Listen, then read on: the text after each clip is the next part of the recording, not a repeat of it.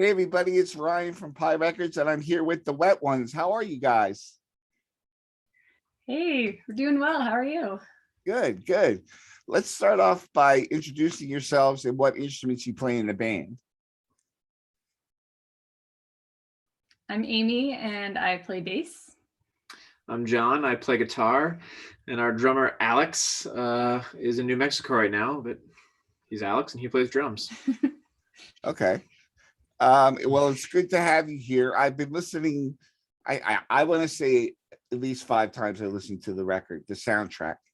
Awesome. And I want to get it more into that, but first I want to talk about the artwork. It's brilliant, and I think it really represents your music. And where did you get the inspiration for the title? And what is the title? Where did you get the inspiration for it? And how do you think it fits in with the music?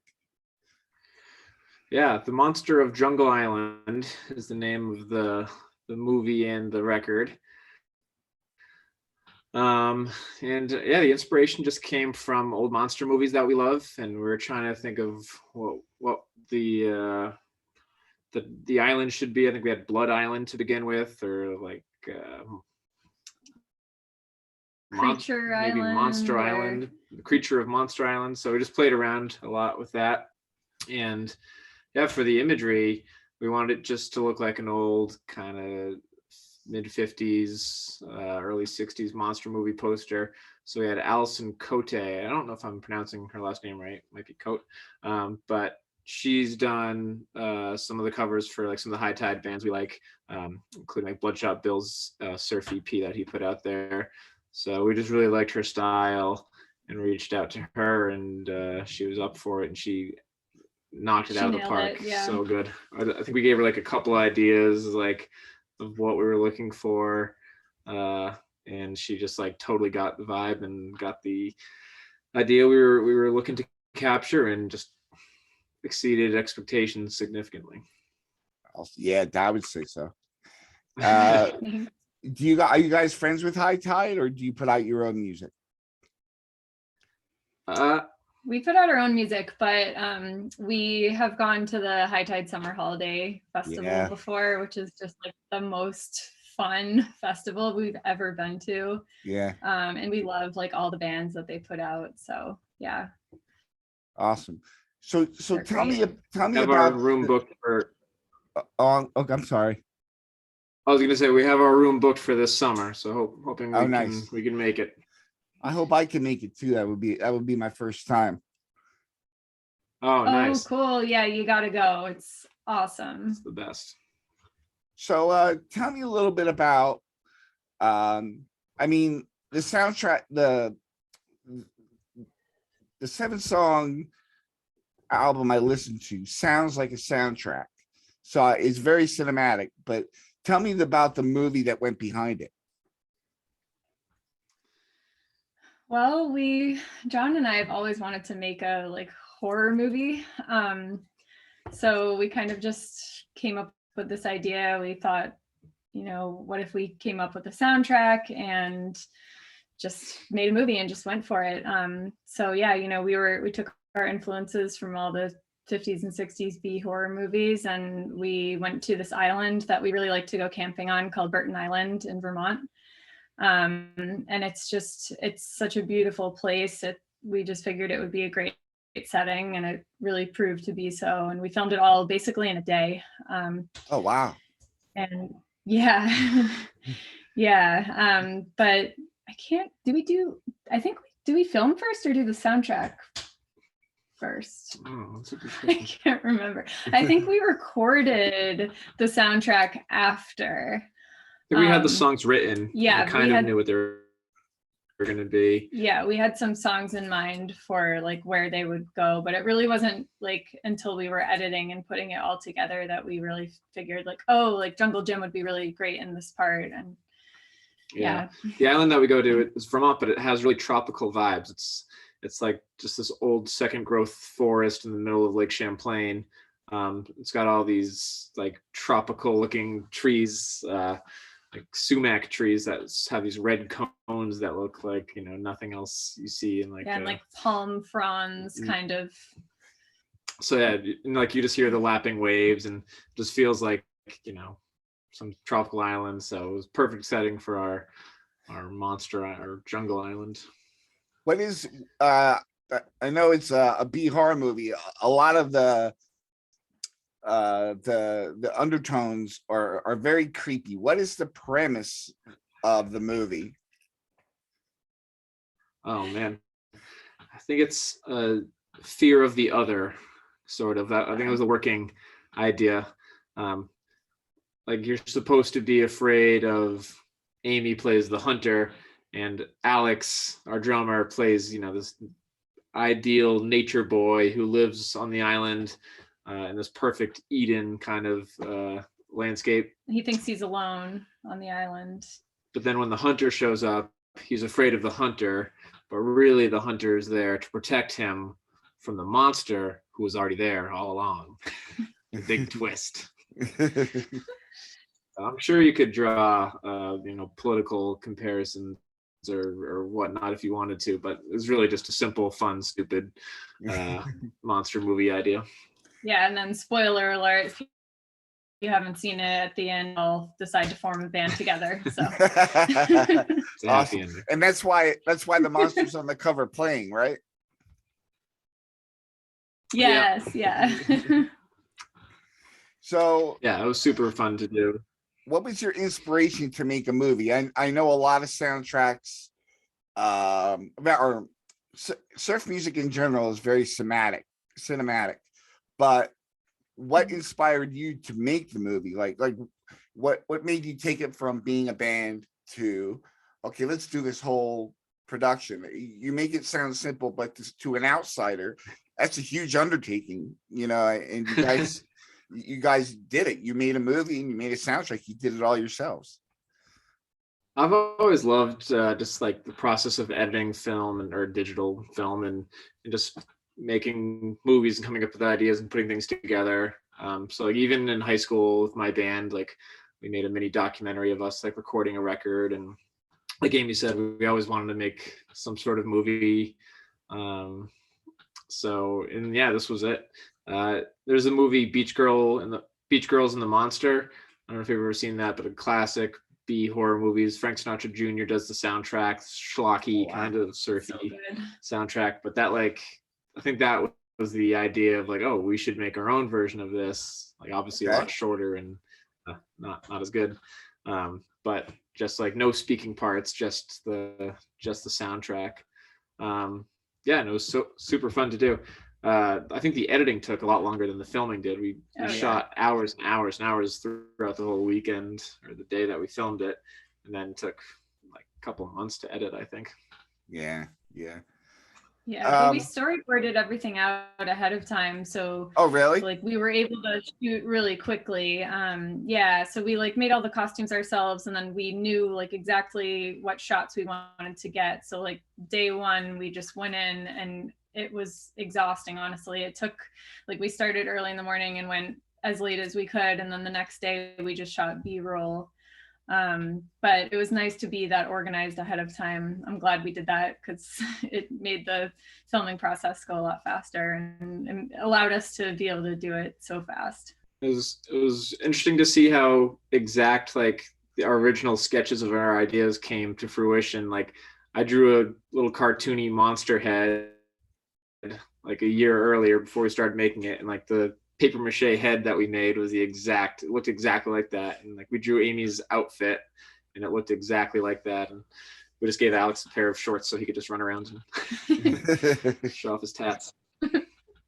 It's awesome because you're kind of speaking my language. Is my background is in television. I still work in television.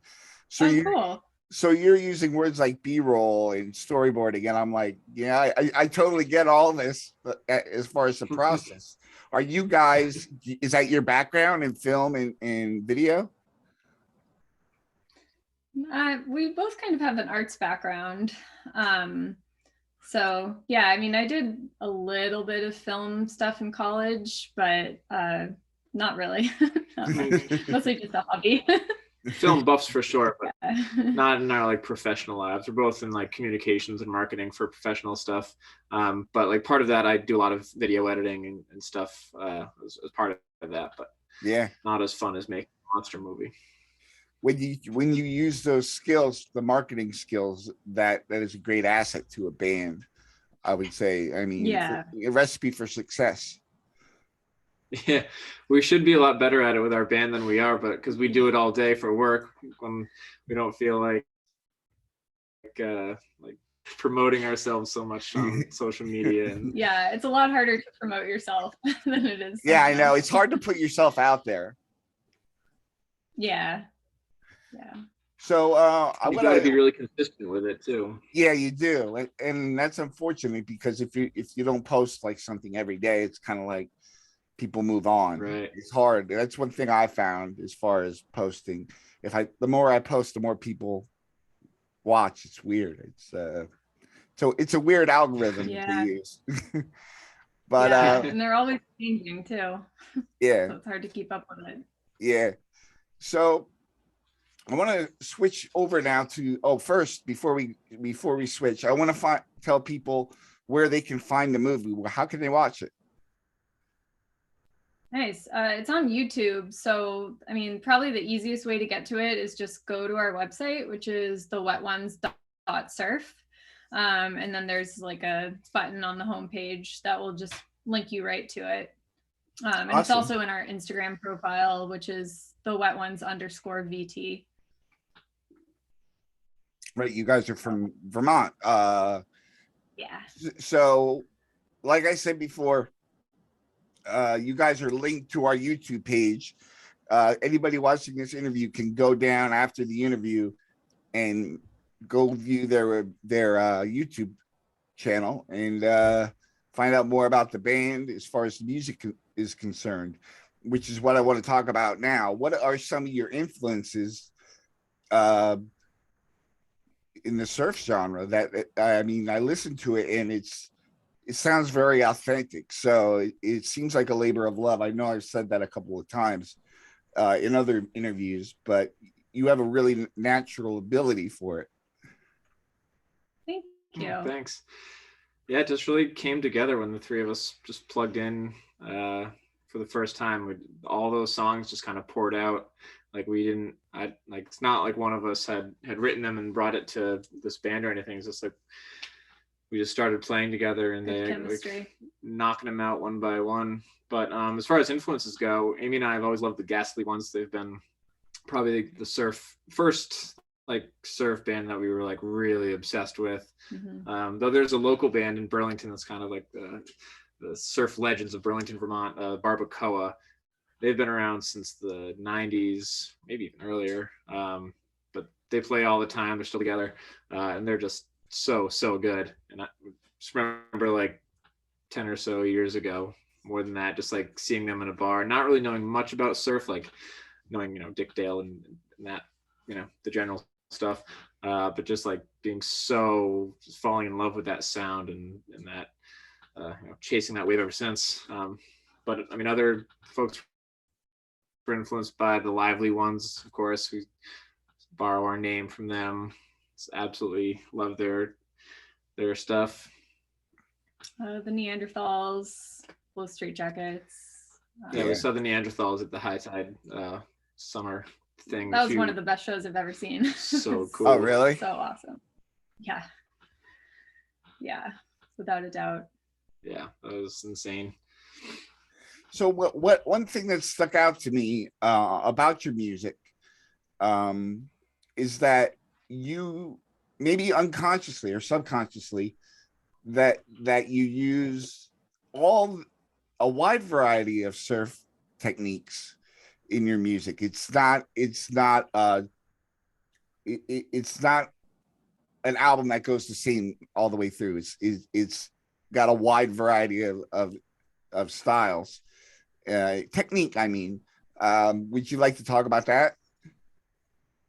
It's probably too wide of a variety, really. I think when we first started playing, we tried to be more of a straight, traditional, clean surf band, and I planned on using much distortion and not getting too gritty. But I come from like playing in grungy sort of rock bands, and our drummer Alex is from a strictly punk background, and he played in a ska band. So like those kind of influences, I think, like couldn't help but make them like force themselves into that kind of surf sound that we're going for. So like songs like Tombstoning and stuff like this, just like it's barely a surf song. It's just loud wall of guitars and smashing noise. So, but for us, like when I hear, like when we play that song, I just see like huge waves of noise. So like somehow is roped into that kind of sound. But then there's other songs that are more traditional, like Jungle Gym or I don't know, I can't think of it. But yeah, I mean, we try to limit it within the genre, which is like part of the fun of the genre. You have such a narrow scope to play through, and like, you know, obviously certain scales and chord progressions that you can adapt. But we also love so much music that can't help but find its way into the songs. Awesome. So you have the arts background.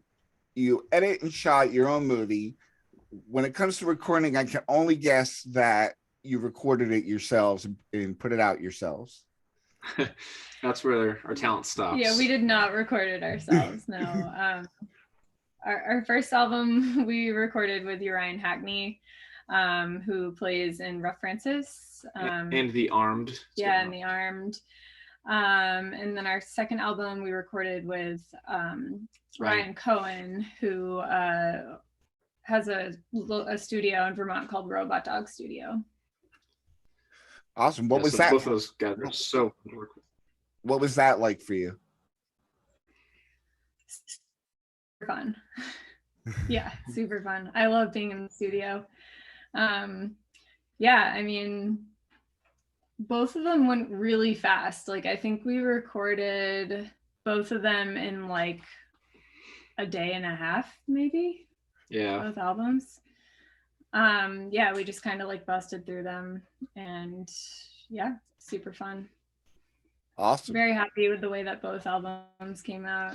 Yeah, they both have really different styles. Our first one, Tombstoning, is I mean, Uriah, who recorded it, is like a pretty well known and incredible drummer who's again from like the punk like background. So that kind of has like more of a gristle to it, more of an edge. I think he plugged me into like a Marshall stack for a couple of the songs, like just trying stuff out. He was really experimental and like loved the process and like was really like trying all this different stuff out. So I love that kind of unique sound that it brought to that record. And the second one, Ryan Cohen at Robot Dog, he was a little bit more of a purist and really trying to, we recorded that on tape. So he was really chasing that like old vintage sound. And he would like record it on digital, then back on tape, and like try to listen for comparisons. So he kind of nerded out with like our throwback shtick. So yeah, really fun. They went too fast recording. Like yeah, we could have spent weeks in there if we could have afforded it. Yeah. yeah. It is. I've recorded myself many times, and through the analog process on tape, and once it's done, it's kind of like, even if it's like sounds great, you kind of miss the vibe of doing the work, you know what I mean? Like, yeah. So sure. So you have a website, you're on Facebook, Instagram. Where can people buy the album, and are there physical copies? No physical copies, unfortunately, but that's something we really hope to be able to do. We want to put it out on a 10-inch vinyl eventually. But yeah, you can buy it on Bandcamp.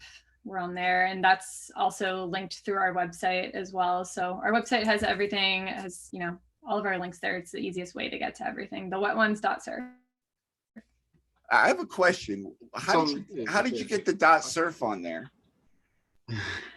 I was just looking for, I mean, I didn't think we were going to be able to get the wet ones as a website because of the wet wipes, Yeah, yeah. the brand of the wet ones.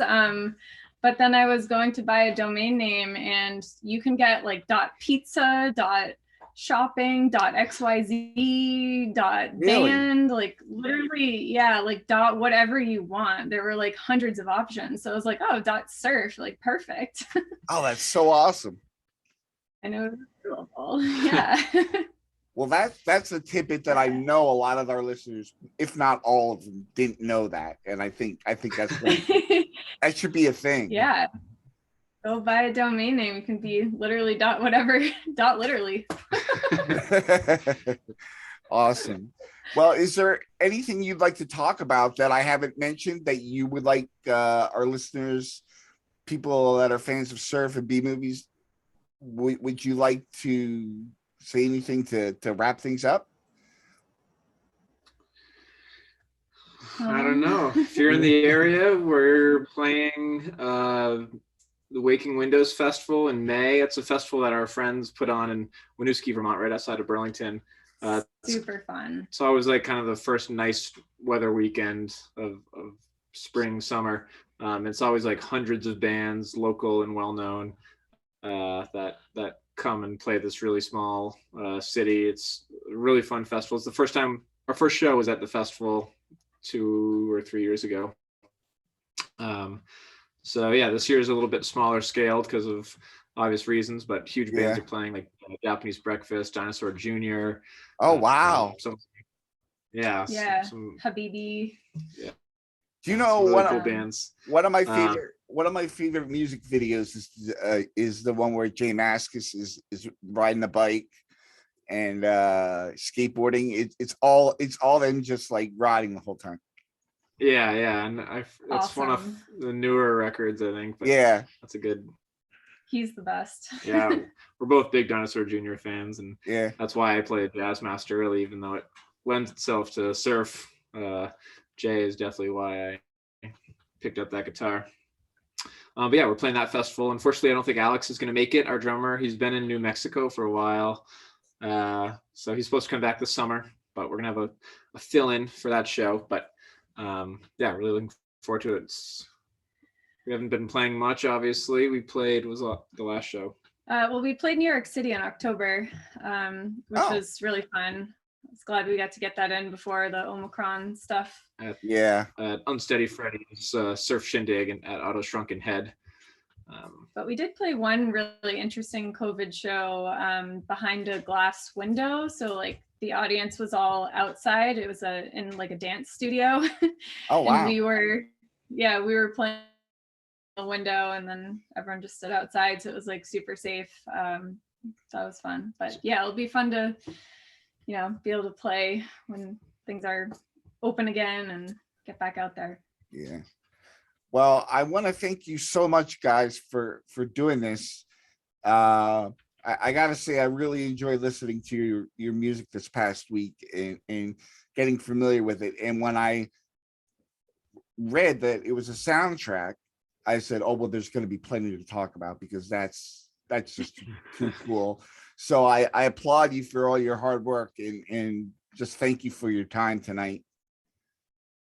Thank you so much. Thank you. Yeah, thanks for reaching out to us. And this was really great to talk with you, and we really appreciate it. We're hoping to make a sequel, The Return to Jungle Island. Return to Jungle Island. It's in the works, so hopefully this summer. Awesome. Yeah. I'm going to go check out that movie. Awesome. Yeah. Awesome. Thanks, guys. Thank you. Thank you.